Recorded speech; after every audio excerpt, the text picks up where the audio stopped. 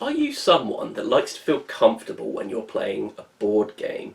Or are you someone that actually likes the tension of having to very carefully plan how you're playing, knowing that one misstep could turn a comfortable lead into a crushing loss? If you answer the latter, then Tournament at Avalon may well be the game for you. You see, Tournament at Avalon is one of those games where the further you are behind, the more amazing take-that abilities you have. Meaning that if you're the leader of the pack, it means you're probably going to be the target for a lot of these abilities. So it's one of those games where choosing when to move into the lead is actually a very big part of it. With that, let's have a look at Tournament at Avalon and see what exactly it is. So, Tournament at Avalon is actually the second in a series of competitive trick-taking games.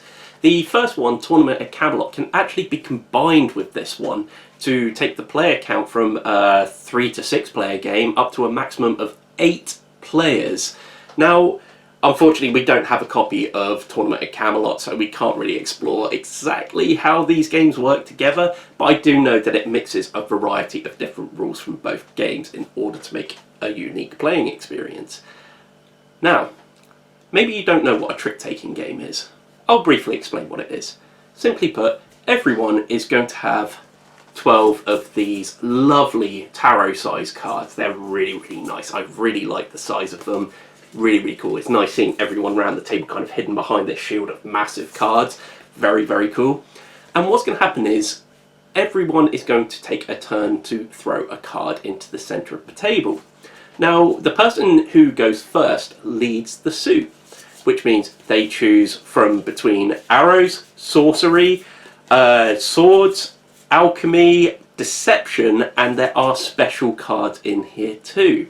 If you choose alchemy, which is considered a wild suit, or you choose one of the special cards, it means that anyone can play a card of whichever suit they want on that turn. But should you choose one of the other suits, like let's say arrows for example, play that in the middle of the table, everyone has to play an arrow card or an alchemy card, seeing as they're wild. Now, whoever puts the lowest numbered card on the table takes every single card that's played in the centre of the table and puts it in front of them. Then a new round begins, and rounds continue until one person has run out of cards and cannot play into the centre of the table.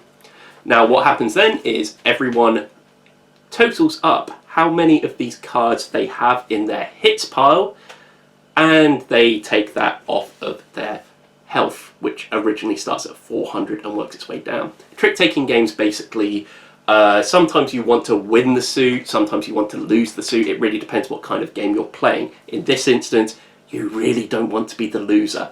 The game's basically up where one person runs out of health. Whoever has the most health at the end of the game is the winner. It's really as simple as that. Okay, so a little bit about the hits pile that you get. As I mentioned before, for every single round that you lose, bear in mind that everyone has to play one card into the centre of the table of the suit that you're currently playing. Although, like I said, you can use alchemy cards, you can also use special cards whenever you want as well.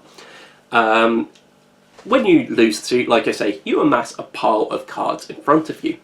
And for every card you have regular cards, which are going to cause you 5 points of damage. You may well have poison cards, which are denoted by kind of a blood splatter in 2 corners of the card. Should you have one of those in your hit pile, that's worth 10 points of damage. There are also then the special cards that all have various different types of damage. Morgan Le Fay here hits for 25 damage if you end up with that in a hit pile at the end of a round.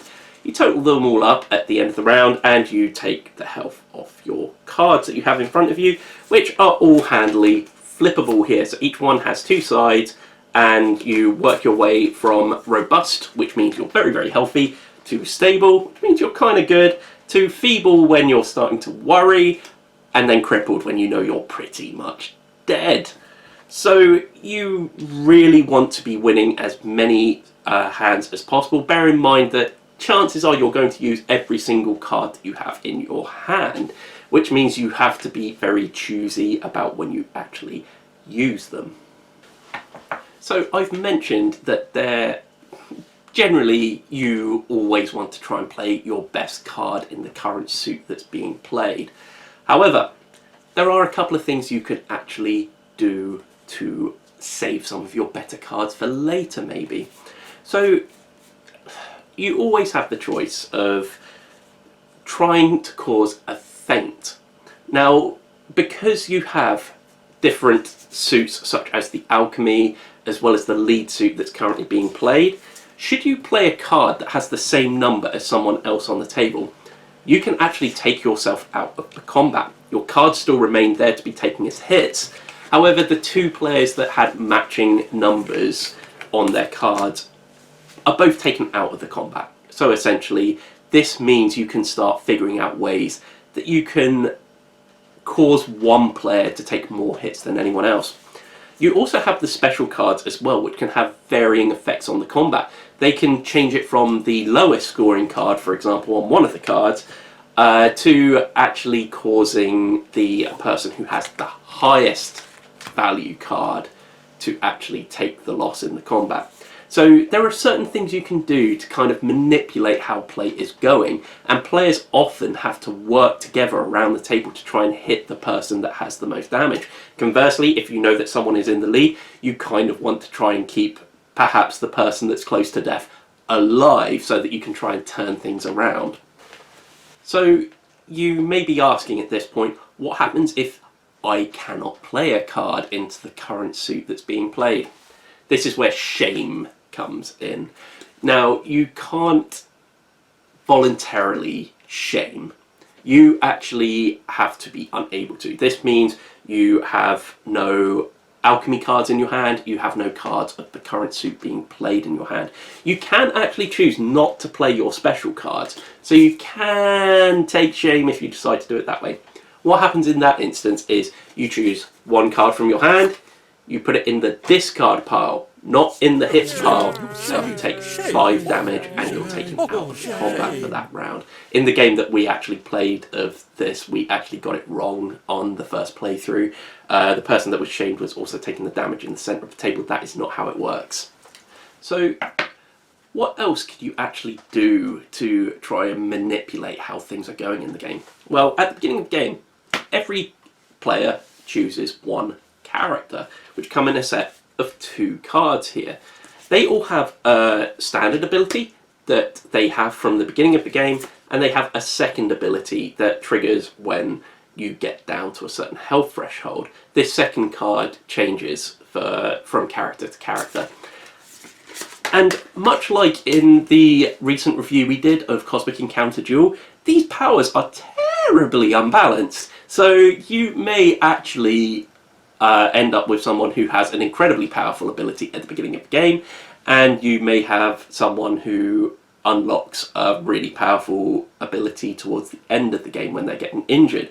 I mean, these vary. Like Sir Percival here, any arrow cards that he has in his hit pile at the end of the round, he can just distribute to whoever he wants.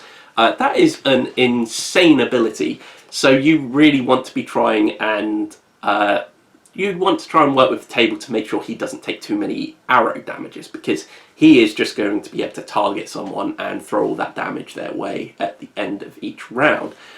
Then there are other abilities. If you take Sir Galahad here, his actual ability, his second one, is when he hits 0 health, he actually doesn't die. He can actually reset himself back to 150 health and just carry on. He can do that once per game. So you can see there are some really interesting abilities here. Some of them may be like Sir Yvain? I'm not sure how exactly you say this, but he just gets 3 cards extra in his hand. Makes him a bit more versatile, but it's not the best ability in the world. So yeah, the character cards mean that as players get more injured over the course of the game, they actually become more powerful. But the character abilities aren't exactly where it ends. You also have this rather handy deck here. You see, whoever is currently losing in the first round gets to take one of these cards. Basically, 2 get drawn off the top and played in the centre of the table, and the person gets to choose one of those 2 cards. These have some incredible abilities to them and actually allow them to have an extra edge in combat. Like I mentioned before, the more injured you get, the more powerful you get. In later rounds, these godsend cards become more available to everyone else around the table. So in the second round, the most injured person and the second most injured person get to take a godsend card, always starting with the person who's most injured. You also get to draw cards if you're so far behind the leader. So in other words, if you are 100 damage behind the current leader, you get to take an extra godsend card. So you have two of these very incredible abilities in front of you. If you are 200 health behind the current leader, then you get to take another additional card. So you could end up with 3 cards in front of you.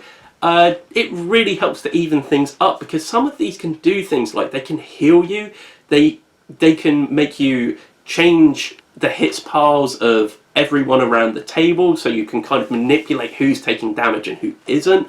There's lots of different abilities in here that make the game really, really interesting and unpredictable.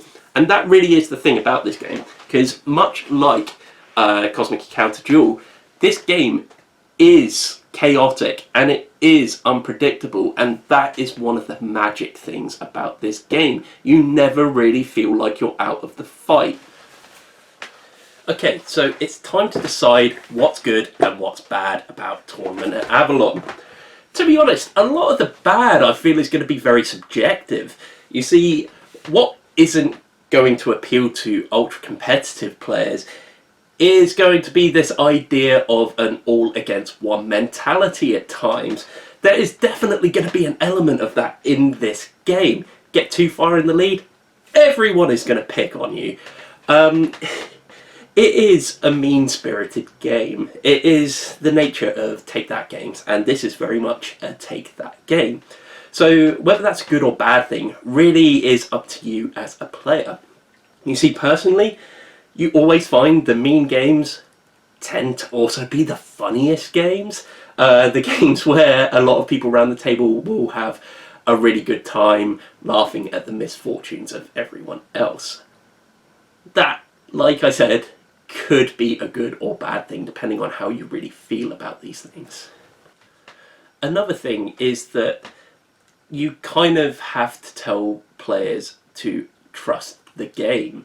It's one of these things where when we played this for the first time, Ian got absolutely battered in the first round, and his initial thought was, I don't like this game. It feels like I've lost this game after the first round. You have to kind of tell people, just bear with it, because the game very much can turn around on a coin flip. You see, if someone's too injured, people probably aren't too interested in hurting him in the next round, apart from the person that's in the lead. Everyone else is wanting to keep that person alive and bring down the person who currently has the most health. So alliances and stuff like that can change on a knife edge. And in fact, in that game, Ian, after the very next round of the game, ended up storming into a lead. So like I say, there is an element of trust here. I definitely think some people will play this game and have an automatic dislike towards it. However, you tend to find that that can change over the course of the game. Like I said, Ian had a great time with this game. In fact, I would say out of everyone that played this, I think it gets recommended by everyone. Everyone I know had a really good time playing this, which is great. Now, you never really feel insignificant in a game of Tournament at Avalon as well. That, again, is very much a credit to this game. See, even if you are really, really far behind, there's still a very real element of playing Kingmaker in this game. I mean, if two people are very close, you can try and manipulate the game in such a way that, hey, that guy did something horrible to me earlier, I'm going to turn the game against him. So we actually had that again in our game. Admittedly, it was because I actually drew a godsend card that was really, really cool. It basically allowed me to move the hit piles around the table. So I very much could manipulate who was going to take the majority of damage within the game. And I made that be Ian, basically, in the game that we were playing, handing victory to another player. By the end of the game, I knew I'd lost. I had about 5 health left, so if I took any kind of damage over the course of the round, that would be it. The game would be over. So I very much made it so that Ian wouldn't win. And I kind of enjoyed that. So, really, to summarise this game, my opinion of this game is going to be very, very similar to Cosmic Encounter Duel.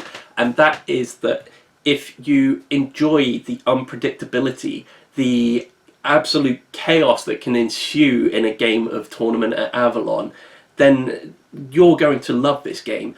Like I said, I feel like this comes recommended by every single person that played this game. This is a very, very solid trick-taking game, and I love it for it. Is it as good as, say, something like The Crew? Maybe not. They are two very, very different games. Like, this is a competitive game compared to The Crew, which is a cooperative game. Obviously, The Crew is the standard bearer at the moment for trick-taking games. It's a wonderful game. If you've watched our podcast at all, you know we talk about how much we enjoy that all the time. But I feel like there's room for both of these games in your collection. A really cool game. I really enjoyed it. And yeah, it's one that's coming highly, highly recommended. If you've enjoyed this video, then please do give it a like, share, subscribe.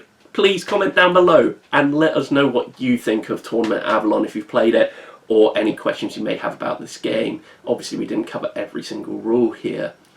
If you really, really enjoyed this game was actually voted to be reviewed on by our patrons. So if you fancy throwing a couple of bucks our way, then you can head over to patreon.com/everybodydice and you can become a patron and help choose our future games that we review, as well as choosing what topics we cover in our podcast and so on. If you want to follow us on social medias, you can find us on Twitter at EverybodyDice and on Instagram at EverybodyDiceShow, and we have a Facebook page at facebook.com/EverybodyDice. Apart from that, there should be some videos on screen, maybe around here. I don't know where I'm putting them yet. They'll be somewhere on this screen. Please do give them a click if you've made it this far into the video and have rather enjoyed it. Apart from that, thank you very much for joining us, and we'll see you next time. See you later.